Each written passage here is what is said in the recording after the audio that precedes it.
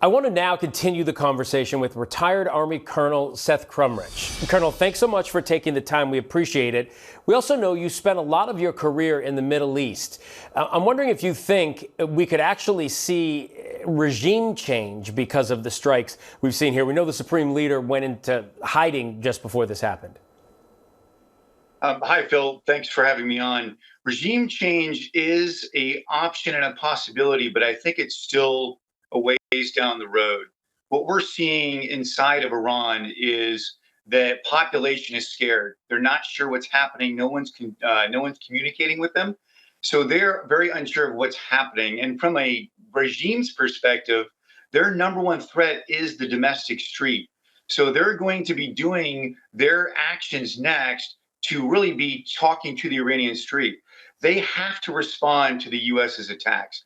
The question is, what is it going to be? Is it going to be a moderate response against U.S. airfields, U.S. assets that are in the area? Or is it going to be something much grander, like the Straits of Hormuz, shutting it down and really putting an impact on the international oil supply?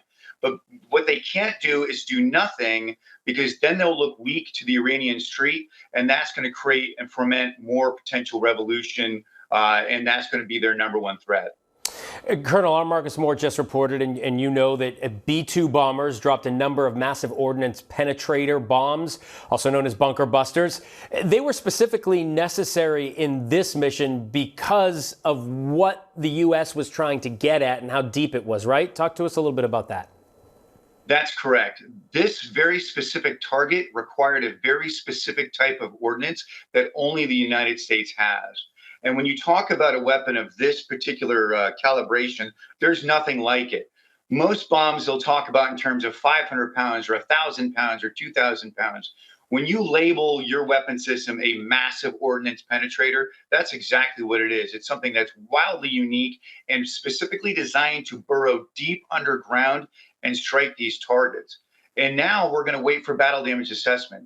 And just for expectation management, that could take days, weeks, months. It's going to be a combination of satellite and technical imagery, of intelligence agents on the ground, and having to put that mosaic together. Meanwhile, throughout the Middle East, there's going to be turbulence. In my current job at Global Guardian, I'm talking to clients all across the Middle East, whether they're my corporate clients or family clients, and there's concern because they're viable targets for a potential Iranian response. So one of my jobs, and I've been very busy, as you can imagine, over the last 10 days, especially the last 12 hours, it's really all about tracking my clients, warning them. I've got teams in every single major city across the Middle East, and if necessary, evacuating them. We've evacuated hundreds of clients in the last 10 days from Israel. We're prepared to do that across the Middle East.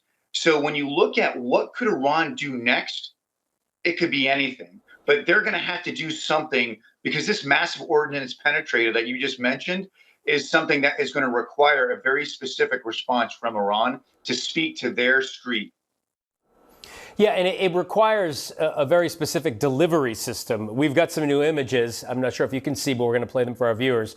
You're seeing these right now. These are the B-2 bombers returning to the base in Missouri. It's quite a thing to see these things fly. How specialized is this aircraft? It's incredible. I mean, absolutely incredible. And to think about this in the larger picture, Israel did a magnificent job of tearing down and really degrading any sort of Iranian air defense, so that when the B-2s came in, they came in completely uncontested last night. They dropped 14 massive ordnance penetrators. I can't even begin to articulate to you how powerful that is. And when they gave those numbers of the number they dropped, my first reaction, and I'm a pretty conservative guy when it comes to damage assessments, my first reaction was there's going to be nothing left of Iran's nuclear weapons development program if they drop 14 of them onto those targets. It does an incredible amount of damage.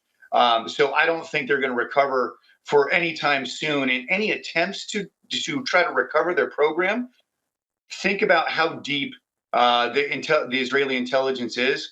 They're not going to be able to recover from this. Colonel Seth Krummrich, thank you so much, sir. Appreciate your expertise. Thank you, Phil.